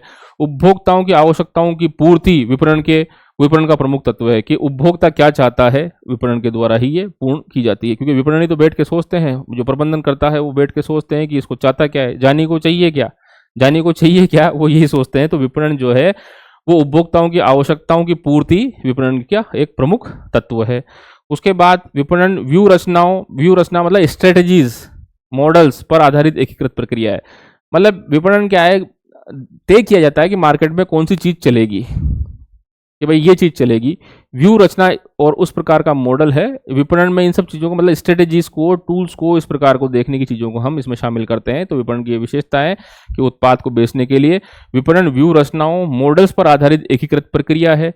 विपणन गतिविधियों का उद्देश्य वर्तमान उपभोक्ताओं के साथ साथ प्रत्याशित उपभोक्ताओं को भी मस्तिष्क में रखना होता है। वो मैंने बात समझा दी। वो सारी बातें जो शुरुआत में आई है वही विशेषता है कि आप संभावित ग्राहकों को और वर्तमान के ग्राहकों को दोनों को ही संतुष्ट करोगे, उस प्रकार का काम करते हैं। तो विपणन की प्रमुख विशेषताएं देखिए, ये जो विशेषताएं अर्थ और क्षेत्र, ये तीनों चीजें अगर अच्छे से व्यक्ति ने, किसी विद्यार्थी ने, किसी आशार्थी ने, एस्पायरेंट ने अगर परिभाषाओं को अच्छे से समझा है ना, 2, 5, 6, 7 जितनी भी अच्छी परिभाषाएं स्कॉलर की, तो आप किसी भी ये 4-5 चीजें चलती हैं एक साथ में। ह्यूमैनिटीज के विषय में ये 4-5, इतिहास को छोड़ दें बस, ह्यूमैनिटीज के जितने भी विषय हैं उसमें एक तो विशेषता साथ में चलेगी, उसके तत्व साथ में चलेंगे, उसके बाद उसका क्षेत्र साथ में चलेगा, उसके बाद उसके जो महत्व हैं वो साथ में चलेंगे, उसके कार्य साथ में चलेंगे। ये 4-5 चीजें अगर किसी व्यक्ति ने स्कॉलर्स के द्वारा जो दी गई है, उस विषय के जो विशेषज्ञ हैं, विद्वानों के द्वारा जो आपके दी गई हैं परिभाषाएं हैं, उनको अगर रट लिया, समझ लिया, याद कर लिया, तो मैं समझता हूँ ये 4-5 चीजें तो अपना आप दिमाग में रहती हैं। तो फिर देख लेते हैं, विपणन प्रबंधकीय प्रक्रिया है, विपणन विक्रय से भिन्न है, विपणन ग्राहक केंद्रित वो ग्राहक उन्मुखी अवधारणा होती है। विपणन के द्वारा उपयोग किसी भी पदार्थ के, किसी भी तत्व के, किसी भी उत्पाद की उपयोगिता का सर्जन किया जाता है। विपणन एक कला और विज्ञान दोनों है। विपणन एक गतिशील और निरंतरशील प्रक्रिया है। विपणन उपभोक्ताओं की आवश्यकताओं को जानने, पहचानने और उनके द्वारा समझ के उत्पाद को बनाया जाना और मार्केट में उसको बेचने की एक प्रक्रिया है। विपणन में व्यू रचनाएं मॉडल्स आधारित एकीकृत प्रक्रिया हैं। देखो दोबारा समझ लेते हैं शांति से, जल्दी कहीं की है, अपनी दुकान है। तो विपणन व्यू रचनाओं मॉडल्स पर आधारित एकीकृत प्रक्रिया है। बहुत सारे टूल्स टेक्निक्स वगैरह यूज करती हैं, उसको हम विपणन में शामिल करते हैं। अब संभावित ग्राहक और वर्तमान का ग्राहक दोनों को जानेंगे, तब जाके हम अच्छी तरह से विपणन कर पाएंगे। तो हमने विपणन की विशेषताएं पढ़ ली, विपणन का महत्व पढ़ लिया। अब पढ़ेंगे विपणन का कार्य। पानी पी लेता हूं, 2 मिनट रुको।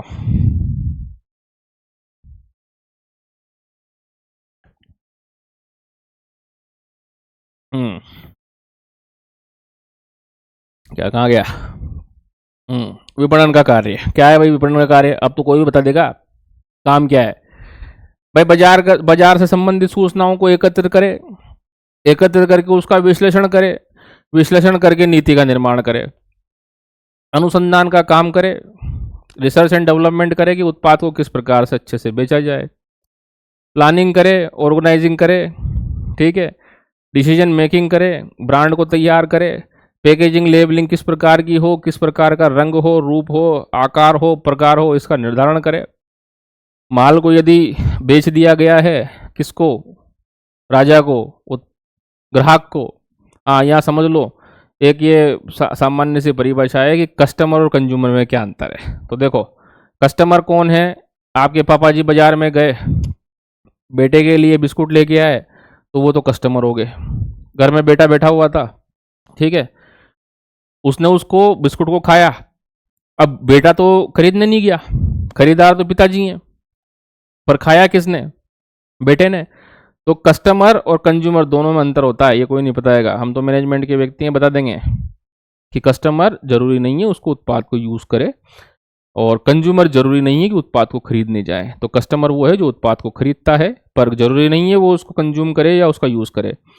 और कंज्यूमर वो है जो उत्पाद का कंज्यूम करे, उसका यूज करे, जरूरी नहीं है वो खरीदने जाए। तो कस्टमर और कंज्यूमर में ये अंतर होता है, सामान्य अर्थों में पूछ ले तो ध्यान रखना। तो विपणन के कार्य आइए देखते हैं। सबसे पहले कि साहब बाजार संबंधी सूचनाओं का एकत्रीकरण करेगा। एकत्रीकरण करने से क्या होगा कि भाई डिसीजन मेकिंग का काम होगा, काम हो रहा है, हाँ, डिसीजन मेकिंग का काम होगा। उसके बाद देखेंगे, हाँ, विपणन अनुसंधान करना। विपणन जो है अनुसंधान में काम आता है, विपणन प्लानिंग में काम आता है, उसके बाद में कार्य करता है। पैकेजिंग और लेबलिंग संबंधी सुदृढ़ीकरण कैसे किया जाएगा, ब्रांडिंग प्रमोशन किस प्रकार से करना, ये विपणन के कार्य हैं। विक्रय उपरांत सेवाएं किस प्रकार की होंगी, ये भी विपणन का कार्य है। उत्पाद के मूल्य का निर्धारण किस प्रकार से किया जाएगा, कितना रखेंगे, कब रखेंगे, कहाँ रखेंगे, ये सब बातें विपणन के कार्य में शामिल होती है।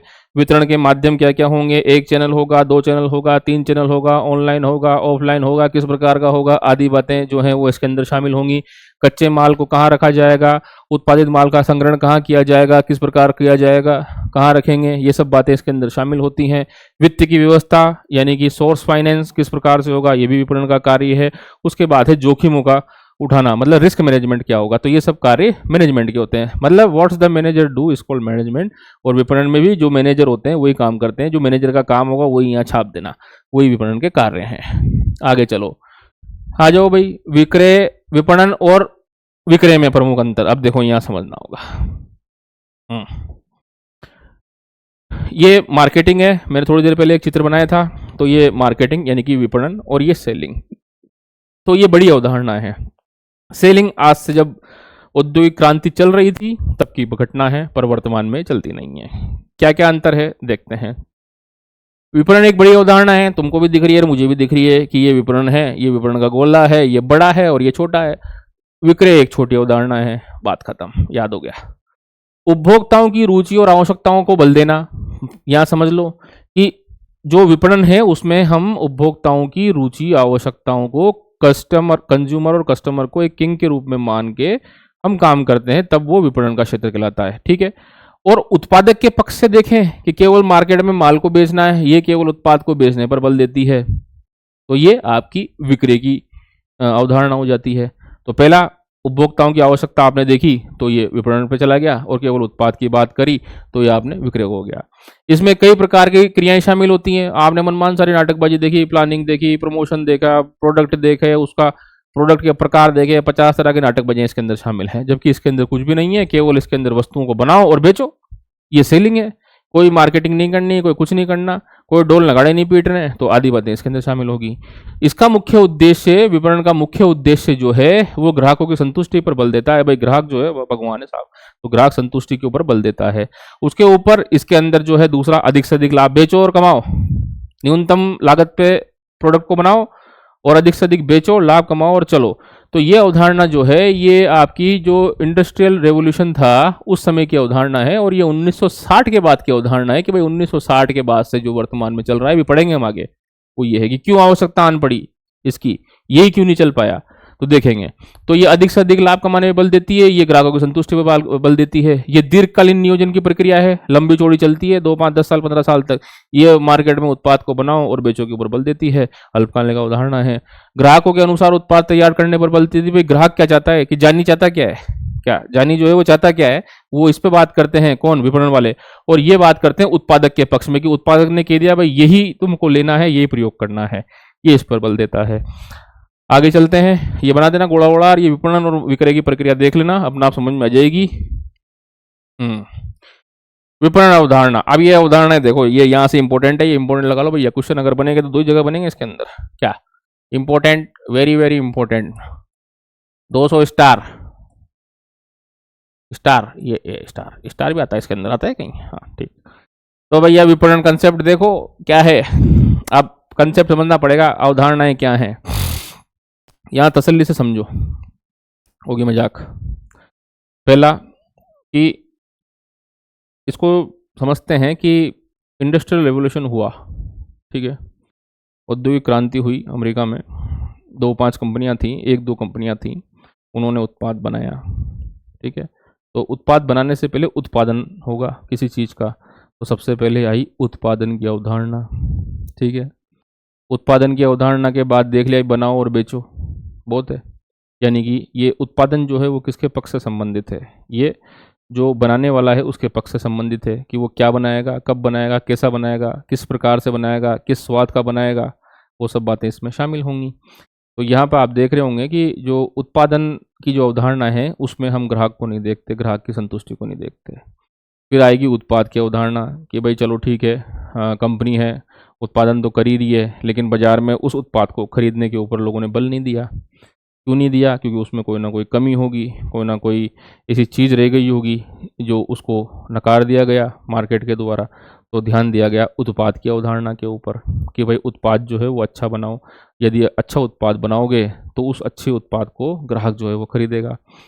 फिर उसके बाद में जो अवधारणा आई वो आपके उत्पाद के बाद में आपके क्रेता की अवधारणा आई। क्रेता कि भाई जो कस्टमर है या कंज्यूमर है वो क्या चाहता है, किस प्रकार से चाहता है।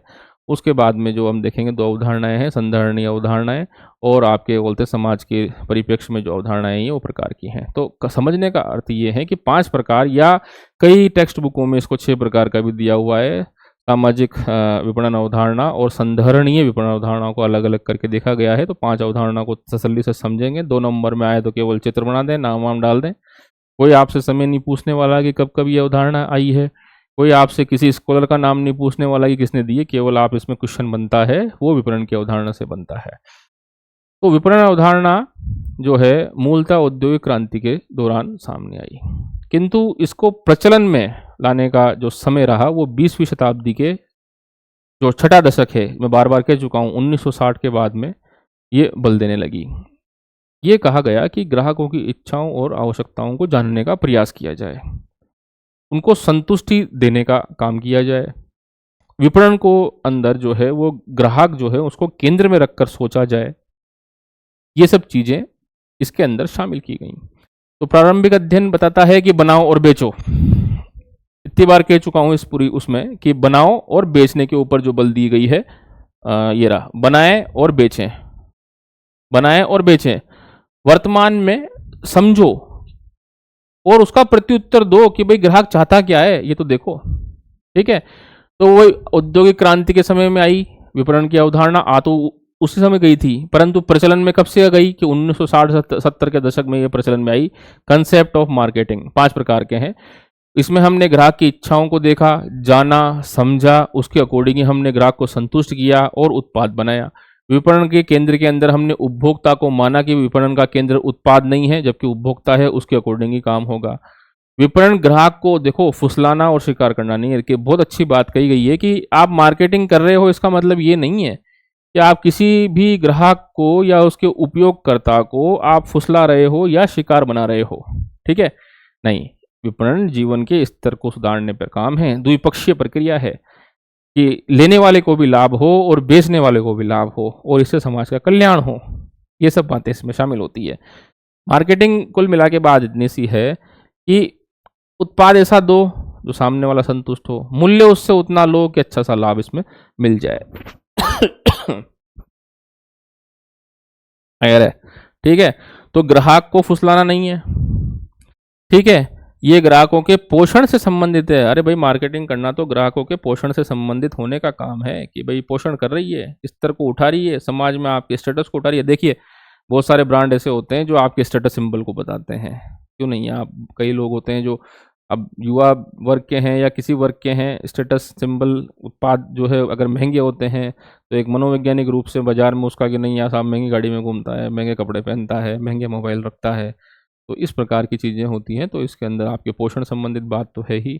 और बहुत से ऐसे लोग हैं, जैसे टाटा का नमक है तो वो नमक खाता है तो उसे थोड़ा बात इतनी सी है कि केवल फुसलाने संबंधित अवधारणा नहीं है। बड़ी बड़ी कंपनियां हैं, टाटा है, अंबानी है, ये सब किस प्रकार से काम कर रही हैं समाज में, जो ग्राहक है उसको देवता मान के ही काम कर रही हैं।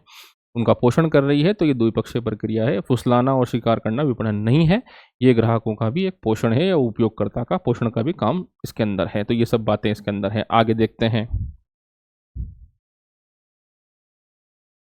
विपणन की विभिन्न अवधारणाएं उसी का पार्ट है। पहला है, अब फिलिप कोटलर महोदय, ये तो विपणन के राजा महाराजा हैं साहब। क्या पूरी मार्केटिंग को जन्म देने वाला अगर कोई आदमी है तो वो फिलिप कोटलर है। फिलिप कोटलर महोदय हैं। फिलिप कोटलर की मार्केटिंग एज ए कंसेप्ट एक बुक आती है, 5-6 हज़ार की तो किताब ही आती है, मिलती अलग नहीं है। क्या मैनेजमेंट में पढ़ते थे हम लोग इसको, फिलिप कोटलर की लाइब्रेरी में पढ़ी हुई थी, बहुत रंग बिरंगी किताब। तो मार्केटिंग के बड़े ही दिग्गज, हमारी तरह दिग्गज प्लेयर में से एक है फिलिप कोटलर महोदय साहब। उनके साथ है आर्म स्ट्रॉन्ग जी। उन्होंने इसको वर्गीकृत किया है 5 चीज़ों में। उत्पादन अवधारणा पढ़ेंगे क्या होती है। उत्पाद की अवधारणा ये भी पढ़ेंगे क्या होती है।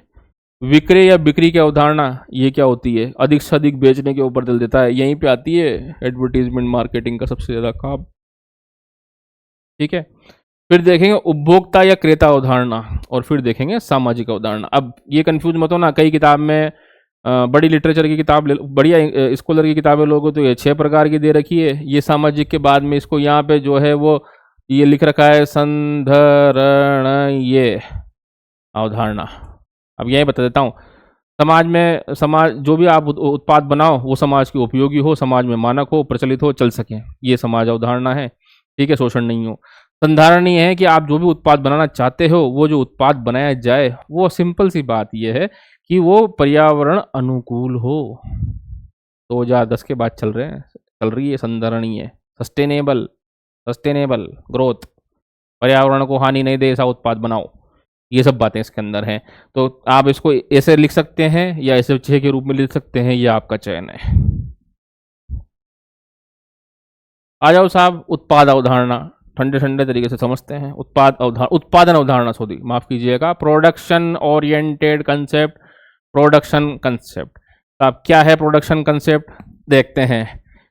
पहली बात तो ये जो अवधारणा है ये उस समय की है जब केवल और केवल मार्केट में 2 या 4 प्लेयर ही किसी चीज़ के होते थे। बिस्कुट बनाने की 2-4 कंपनियां होंगी, पेन बनाने की 2-4 कंपनियां होंगी, गाड़ी बनाने की 2-4 कंपनियां होंगी, कपड़े लत्ते बनाने की 2-4 कंपनियां होंगी, और उसके बाद जूते बनाने की 2-4 कंपनियां होंगी, टेबल कुर्सी फर्नीचर बनाने की 2-4 कंपनियां होंगी। उस समय की है कि उत्पादन करो साहब। उत्पादन केंद्रीय अवधारणा है। उत्पादक जो कुछ बनाता है, उत्पादित करता है, वो स्वतः बिक जाता है। बिकेगा ही सही। मार्केट में जब कंपनियां 4, 5, 10, 12 हैं तो खरीदार जाएगा कहाँ, किसके पास जाएगा।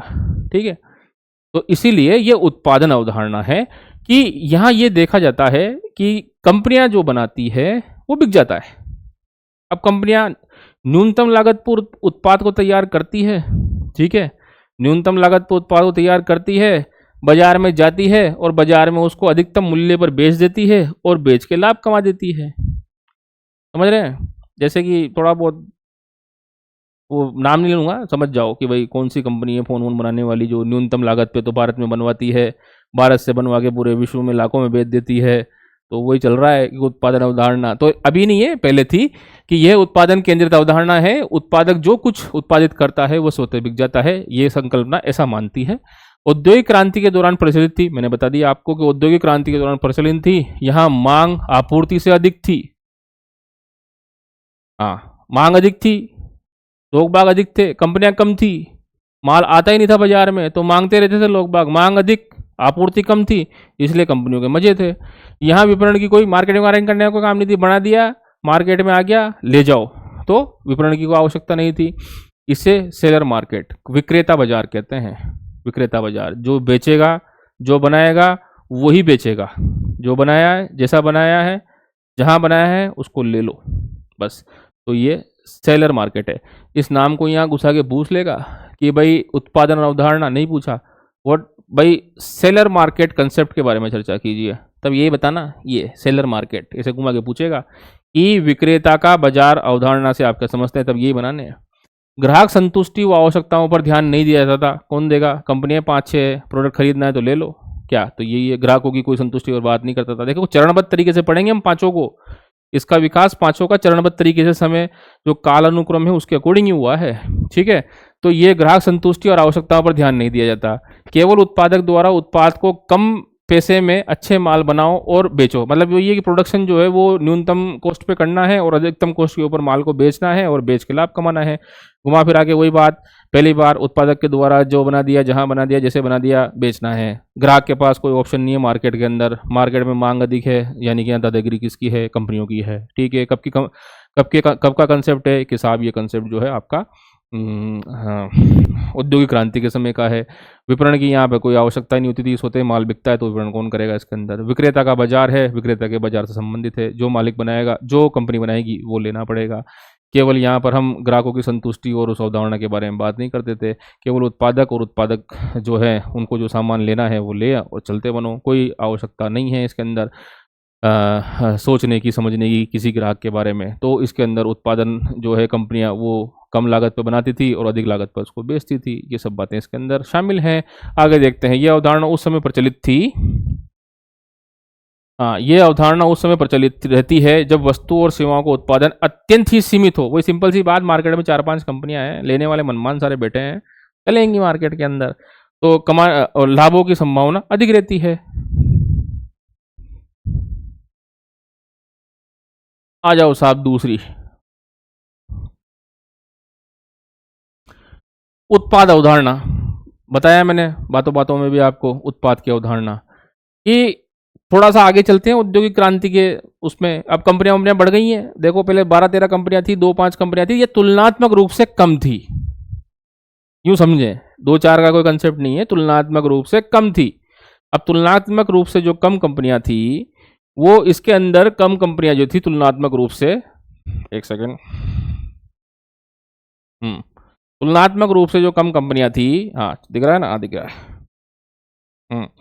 तुलनात्मक रूप से जो कम कंपनियां थी वो बढ़ गई तो ग्राहक के बारे में थोड़ा बहुत तो सोचा गया। तब यहाँ ग्राहक के ऊपर नहीं कि भाई कम से कम ऐसा प्रोडक्ट तो दिया जाए जो टिकाऊ हो, अच्छी किस्म का हो, उसकी परफॉर्मेंस तो अच्छी हो, अच्छी किस्म का हो, उसकी परफॉर्मेंस अच्छी हो, नवीन विशेषताओं से युक्त हो, नवीन विशेषताओं से युक्त हो।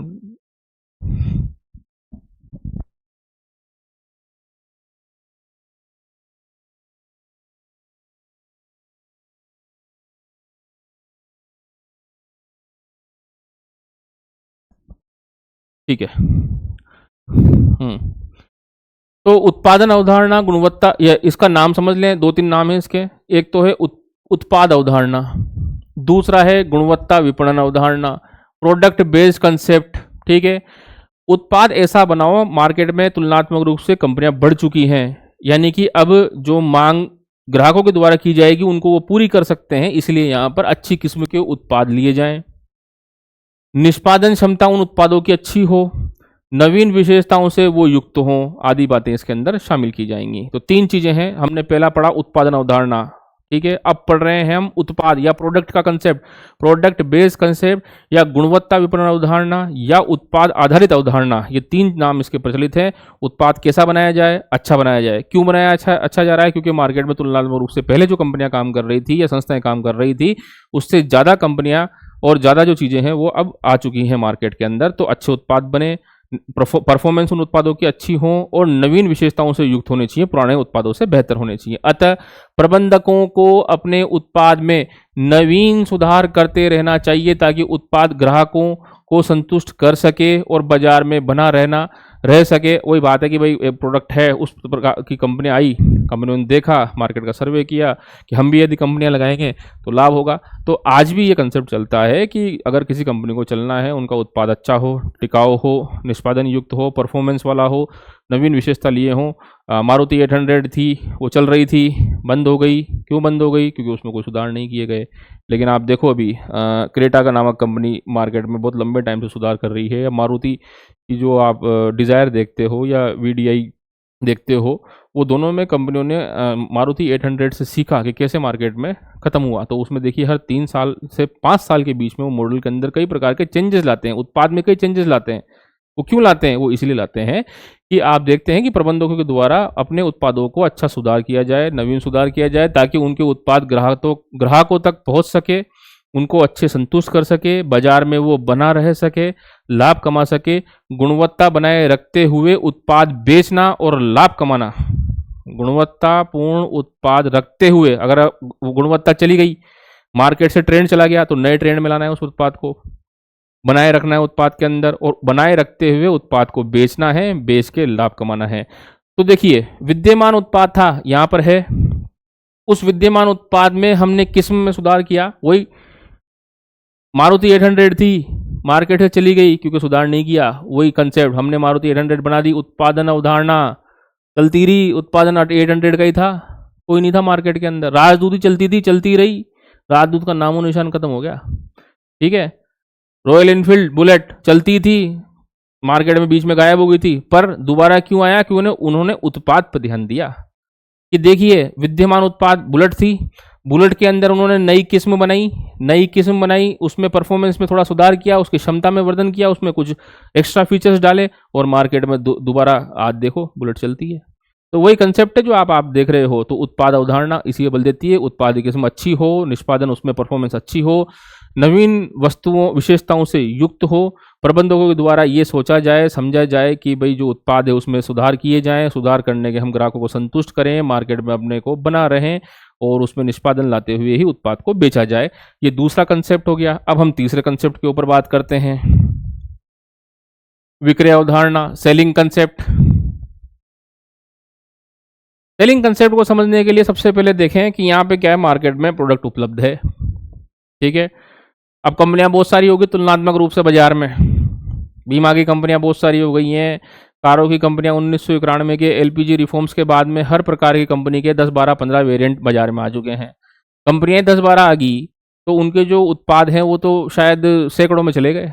आप देखो, एलआईसी थी, एलआईसी बिकती थी, एलआईसी के बाद में आप देखो मार्केट में बहुत सारी कंपनियां आई हैं जो इंश्योरेंस का भी काम करती है, जैसे एसबीआई लाइफ आई है, एचडीएफसी आई हैं, या बहुत सारे प्लेयर मार्केट में उतर चुके हैं, प्रोडक्ट है उनके पास में। कारों की कंपनियां केवल 1, 2 ही थी, महिंद्रा, टाटा और मारुति। आज हुंडई भी हम देखते हैं, टोयोटा भी हम देखते हैं, तो उत्पाद आ चुके हैं। अब उत्पाद ग्राहक के पास में ये तो नहीं रहा कि केवल उत्पाद के बारे में बात करोगे, उत्पाद तो सबके ही अच्छे हैं। ठीक है, ये कंसेप्ट भी नहीं रहा कि उत्पादन के द्वारा वही उत्पादन किया जाएगा कि मैं चलूंगा, वो भी नहीं है। तो बात इतनी सी है कि यहाँ आपूर्ति अधिक है। विक्रय अवधारणा या बिक्री अवधारणा या सेलिंग कंसेप्ट में मार्केट में माल पड़ा बहुत है। अब ये प्रबंधक के ऊपर यहाँ पर या कंपनी के मालिकों के ऊपर ये दबाव है कि इस माल को किस प्रकार से मार्केट में खपाया जाए। सीधी सी भाषा में बोल रहा हूँ, देसी भाषा में, बढ़िया की भाषा में, कि भाई मार्केट में माल पड़ा है, उत्पादन तो हो गया, कंपनियां मनमान सारी लग गई, तुलनात्मक रूप से कंपनियां बहुत सारी बन चुकी हैं, अब बेचा कैसे जाए माल को। ठीक है, तो माल को बेचने के लिए यहां पर हाई प्रेशर सेलिंग टूल्स अपनाए जाते हैं। क्या इसमें अलग अलग प्रकार के विक्रय करने के लिए इसके अंदर यूज किए जाते हैं टूल्स। तो तीसरा हमने देखा, पहला उत्पादन की बात कर ली, दूसरा उत्पाद की बात कर ली, दूसरा विक्रय अवधारणा या बिक्री अवधारणा के ऊपर बात करते हैं। इसको एक बार पढ़ता हूं मैं तसल्ली से पूरा, तभी आपके समझ में, दिमाग में बैठेगा। देखिए, यह अवधारणा यह मानती है कि ग्राहक सोते ही कुछ उत्पादों को खरीदने में रुचि नहीं लेता, इंटरेस्ट नहीं है साहब उसका, बाजार में उत्पाद बहुत इंटरेस्ट नहीं है, तथा उत्पादक को यहाँ पर विज्ञापन या प्रचार का माध्यम, देखिए यहाँ पर विज्ञापन या प्रचार का माध्यम अपनाना होता है। जैसे बीमा पॉलिसी, मनमान फोन सुनते होंगे, ये लोन ले लो, वो ले लो, वो मतलब ये क्रेडिट कार्ड, डेबिट कार्ड, बीमा फीमा, इंश्योरेंस कंपनियां। 20वीं शताब्दी में इंडस्ट्रियल प्रोडक्शन चरम अवस्था पर था, इससे उत्पादन अत्यधिक हुआ। हाँ ठीक है साहब, उत्पादन अत्यधिक हो गया, कंपनियां मनमान आ गई, लेकिन उस अनुपात में मांग का सृजन नहीं हुआ, मांग बैठी रही, मार्केट में उत्पाद पड़ा रहा। इसको बेचने के लिए विज्ञापन को और प्रचार को अपनाया गया, हाई प्रेशर सेलिंग को अपनाया गया साहब। किस में अपनाया गया? विक्रय अवधारणा में। बेचना है इसके अंदर माल, ठीक है, बेचना है तो इजी फाइनेंस खरीदने की व्यवस्था भी की जाएगी, तो इजी फाइनेंस लोन वोन भी दिए गए। तो हाई प्रेशर सेलिंग को बढ़ावा दिया गया, बड़े पैमाने पर विज्ञापन को अपनाया गया। यह अवधारणा मानती है कि विज्ञापन पर, यह अवधारणा कौन सी? विक्रय अवधारणा मानती है कि विज्ञापन पर किया गया व्यय या खर्च, एडवर्टाइजमेंट पे आप जो पैसा लगा रहे हो या प्रमोशन में जो आप पैसा लगा रहे हो, वो निवेश है, इन्वेस्टमेंट है। ठीक है, ये इन्वेस्टमेंट होता है एक तरीके से, ना कि एक खर्चा है। इस प्रतिस्पर्धी युग या कम्पिटेटिव या कट थ्रोट कम्पिटेटिव वर्ल्ड में, गला काट प्रतिस्पर्धा में विपणन जो है, मतलब हाई प्रेशर सेलिंग ही काम करती है। तो विज्ञापन ही विक्रय का आधार है। कितनी अच्छी लाइन लिखी है कि अगर मार्केट में माल बेचना है तो विज्ञापन करना ही पड़ेगा। ठीक है, विज्ञापन विक्रय का आधार है। आकर्षित तथा उपयोगी विज्ञापन संस्था का अस्तित्व इसमें हुआ। बहुत बड़ी मार्केट की जो एडवर्टाइजमेंट कंपनियां हैं वो इसके अंदर आई। विपणन मध्यस्थ यानी कि मिडिलमैन, मार्केटिंग मिडिलमैन इसमें आ गए और सुझाव दिए गए किस प्रकार से उत्पाद को बेचे जाएंगे, वो सब चीजें इसके अंदर शामिल की गई है। देखिए, विक्रय अवधारणा, बिक्री अवधारणा मुख्यतः उत्पाद को बेचने के ऊपर बल देने की मुख्य रूप से कहानी है कि भाई बल देने की मुख्य रूप से कहानी है कि बेचो माल को। ये अवधारणा विज्ञापन पर बल देती है, हाई प्रेशर सेलिंग पर बल देती है। जो मिडिल मैन होते हैं इसमें बेचने वाले बीच के अंदर, वो इसके अंदर शामिल किए जाते हैं। विपणन के मध्यस्थों का महत्व इसके अंदर शामिल होता है। विज्ञापन और विपणन में नवीन तकनीकों का विकास किया गया, उनका सहारा लिया गया। विपणन और विज्ञापन में नवीन तकनीकों का सहारा लिया गया। और उसके बाद जो है कोटलर और आर्मस्ट्रॉन्ग ने कहा है, देखो यहाँ पे बहुत अच्छी बात कहेगा कोटलर और आर्मस्ट्रॉन्ग, कि भाई संतुष्ट ग्राहक 3 को जोड़ता है। कोटलर वही कोटलर मार्केटिंग का गुरु क्या कह रहा है, तो वही कोटलर और आर्मस्ट्रॉन्ग कह रहे हैं जिन्होंने ये अवधारणा दी है कि संतुष्ट ग्राहक 3 को जोड़ता है। भाई एक अगर संतुष्ट ग्राहक है, किसी ने प्रोडक्ट खरीद लिया, एक मोबाइल खरीद लिया, तो वो 3 को मजबूर करेगा कि तुम भी खरीदो तीनों। लेकिन किसी ने ऐसा मोबाइल खरीद लिया कि वो उससे असंतुष्ट हुआ है, तो वो 10 ग्राहकों को रोक देगा। यही मार्केटिंग है आर्मस्ट्रॉन्ग और कोटलर के अकॉर्डिंग। तो विपणन, वो विज्ञापन और विपणन नवीन तकनीकों को इसमें विकसित किया गया। मतलब कुल मिला के माल पड़ा हुआ है, माल को बेचने के लिए मिडिलमैन को लाओ, विज्ञापन या प्रचार प्रसार का माध्यम लो, इस प्रकार की बातें करो, इसके अंदर शामिल की गई है। मांग बहुत कम है, सुस्ती वाला मार्केट में छाया हुआ है, उत्पादन अधिक पड़ा हुआ है, तो उसको बेचने के लिए यह अवधारणा काम में ली गई है। एक ग्राहक 3 को जोड़ता है जो संतुष्ट होगा, और असंतुष्ट ग्राहक जो है वो 10 को रोकता है। ये इसके अंदर शामिल है। कट थ्रोट कंपटीशन में या औद्योगिक क्रांति के बाद जब उत्पादन का स्तर बढ़ा, तब ये अवधारणा उस समय चलती थी। आगे देखते हैं, क्रेता या उपभोक्ता अवधारणा, कंज्यूमर बेस्ड। पहला कि ये ग्राहक प्रधान, अब वही आगे हम उतर के उसी पैनल में कि मतलब उसी अवस्था में कि पहले हम उत्पाद की बात कर रहे थे, उत्पादन की बात कर रहे थे, कंपनियां बनाएंगी दादागिरी। अब कंपनी की दादागिरी यहाँ खत्म हो गई, संस्था की दादागिरी यहाँ खत्म हो गई। संस्था की दादागिरी खत्म होने के बाद में कंपनी की जो दादागिरी है वो खत्म हो चुकी है। अब क्या है, अब जो ग्राहक है उसी को भगवान मानना पड़ेगा। ग्राहक जो है जिस प्रकार से कहेगा उसी प्रकार से काम करना पड़ेगा। ग्राहक अगर उठेगा तो उठना पड़ेगा, ग्राहक अगर बैठेगा तो बैठना पड़ेगा। तो ग्राहकों को ध्यान में रखते हुए जो अवधारणा है उसे ही बोलते हैं क्रेता या उपभोक्ता की अवधारणा। यहाँ पर समझ में आई कि क्रेता और उपभोक्ता या कंज्यूमर बेस्ड कंसेप्ट आ चुके हैं हम उस परिभाषा पर जो पहले कोटलर और आर्मस्ट्रॉन्ग ने दी थी कि ग्राहकों की आवश्यकताओं और इच्छाओं को जानना और उसको जान करके ही उत्पाद को तैयार करना, उस स्तर पे हम पहुंच चुके हैं। ये चौथा कंसेप्ट है कंज्यूमर बेस्ड कंसेप्ट। हम यहाँ पे ग्राहकों के बारे में जानते हैं कि हम यहाँ पर फालतू का विज्ञापन नहीं, फालतू की मार्केटिंग नहीं। आप पहले ये जानो कि जो ग्राहक है, जो कंज्यूमर है या कस्टमर है, वो चाहता क्या है, चाहता क्या है, भाई जानी को चाहिए क्या, ये जानो। तो सबसे पहले ये देखते हैं कि उनकी इच्छाएं क्या हैं, उनकी आवश्यकताएं क्या हैं, इच्छाएं क्या हैं, आवश्यकता क्या है, उसके अकॉर्डिंग ही उत्पाद को बनाया जाए। उत्पाद को बनाने के बाद उन्होंने यूज कर लिया है तो उनसे फीडबैक लिया जाए ताकि संतुष्टिपूर्ण वो फीडबैक दें, मार्केट में उत्पाद चले। यह विपणन की अवधारणा व्यापक है, कंसेप्ट बड़ा है। देखिए, वो चीज कि प्रोडक्ट को बना के बेच दिया, काम खत्म, नहीं, अब नहीं चलेगा। अब चलेगा कि आपने एक प्रोडक्ट को बनाया, इच्छा के अकॉर्डिंग बनाया, समझ के बनाया ग्राहक को, उसके बाद में उसको विक्रय किया, विक्रय करने के बाद उपभोक्ता को संतुष्ट किया। तो वही चीज है कि यहाँ पर विक्रय अवधारणा जो है वो छोटा कंसेप्ट है, उपभोक्ता अवधारणा बड़ा कंसेप्ट है। विक्रय की अवधारणा इससे पहले पढ़ाई है वो केवल बेचने में बल थी, नहीं, अब ग्राहक की संतुष्टि पे ऊपर जो बल दिया जाएगा वो इसके अंदर शामिल की जाएगी। प्रोडक्ट क्वालिटी का तो रखना ही है, जो दूसरा कंसेप्ट है वो तो बात ही खत्म, वो तो क्वालिटी पे तो कोई कॉम्प्रोमाइज ही नहीं करना है, लेकिन क्वालिटी भी ऐसी हो जो ग्राहक की अकॉर्डिंग हो। तो यहाँ तक ये मूलभूत तो ये 4 ही नाटकबाजी है, ठीक है। इन चारों पे ही बल दिया जाएगा। पहला उत्पादन अवधारणा, ठीक है। दूसरा उत्पाद अवधारणा, तीसरा विक्रय या बेचने की अवधारणा, चौथा आपकी क्रेता या उपभोक्ता की अवधारणा। अब दो जो अवधारणाएं हैं वो तो इनसे जुड़ी हुई हैं। पहली कौन सी है? सामाजिक विपणन अवधारणा। इसके बाद में 5वें नंबर की है कि अरे भाई आप मार्केट में वो प्रोडक्ट बनाओ, गाड़ियां वो बनाओ जिनसे प्रदूषण कम हो, उत्पाद वो बनाओ जो प्लास्टिक कंज्यूम प्रकृति के द्वारा की जा सके। मतलब प्रकृति और समाज उन दोनों को साथ में लेते हुए कंपनियां इस प्रकार से सोचें, या उत्पादनकर्ता या कोई भी जो बड़ी कंपनियां हैं वो इस प्रकार से सोचे कि मार्केट में हमें जब ही चल सकते हैं जब समाज में हम उस उत्पाद को इस तरह का बना पाएं जो समाज के उपयोगी हो, समाज में उससे दिशा अच्छी हो, समाज की दशा दिशा सुधरे, इस प्रकार का हमें उत्पाद बनाना है।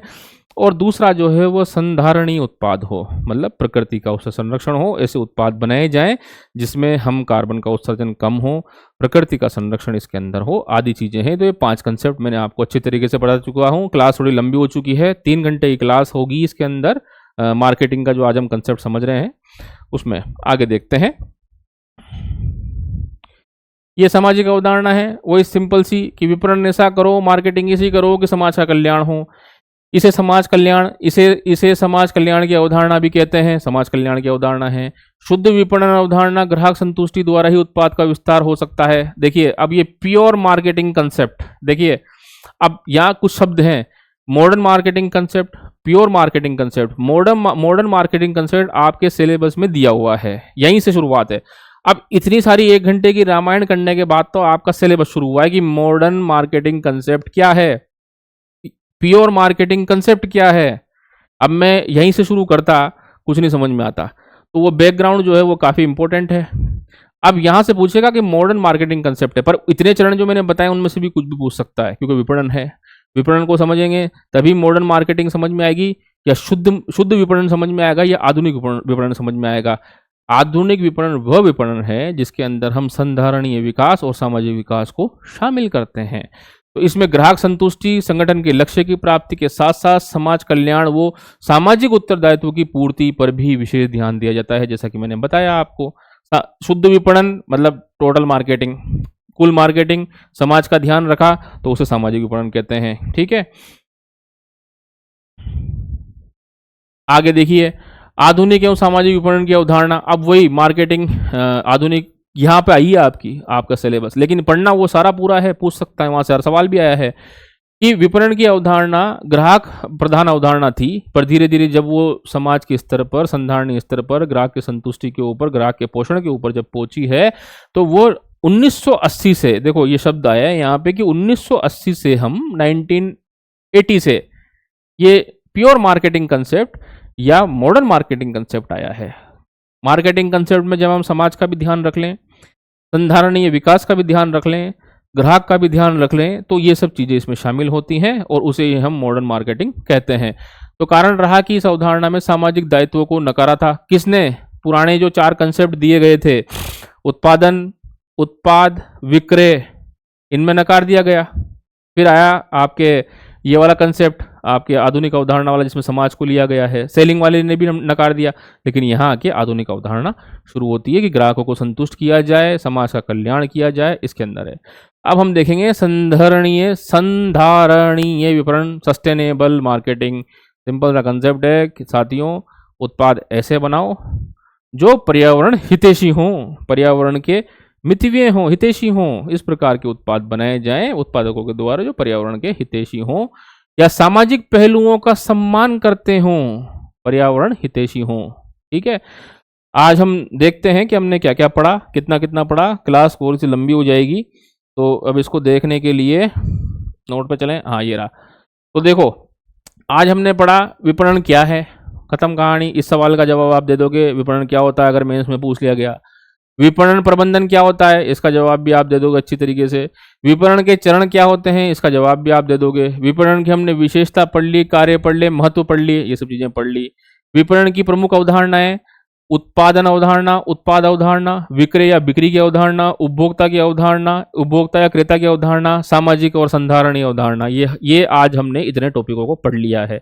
मैं समझता हूँ आज का लेक्चर काफ़ी है। कल या परसों में दूसरा लेक्चर लिया जाएगा, मार्केटिंग हम आपको अच्छे से करवाएंगे। और मैं आपसे कह दूँ, दिग्गज एकेडमी का ऐप जो है वो 15 से 20 तारीख के बीच में आपको मिल जाएगा, और आप इसको आवश्यकता के अनुसार आप समझिए, RS में पढ़ने वाले विद्यार्थी हैं और इसको यूज़ करना चाहें तो इसको शेयर करें, कमेंट करें और लाइक करें, आपके लिए काफ़ी अच्छा है ये। और आगे हम जो टॉपिक पढ़ेंगे इसके बाद में हम पढ़ेंगे विपणन की आधुनिक अवधारणा विशेषताएं। विपणन की आधुनिक अवधारणा वर्तमान में क्यों बढ़ रही है, उसके बाद विपणन और विक्रय में प्रमुख अंतर क्या है, विपणन मिश्रण क्या होता है, विपणन में उत्पाद क्या होता है, मूल्य क्या होता है, स्थान क्या होता है, संवर्धन क्या होता है। उसके बाद पढ़ेंगे विपणन के आधुनिक घटक, भौतिक अस्तित्व, प्रक्रिया, लोग। ये सब चीज़ें हम अगले चैप्टर में लेंगे, अगले वाले टॉपिक में लेंगे। मैं समझता हूँ आज काफ़ी ये लंबा हो भी चुका है। बहुत बहुत धन्यवाद। इसको लाइक कमेंट शेयर जरूर करें। धन्यवाद।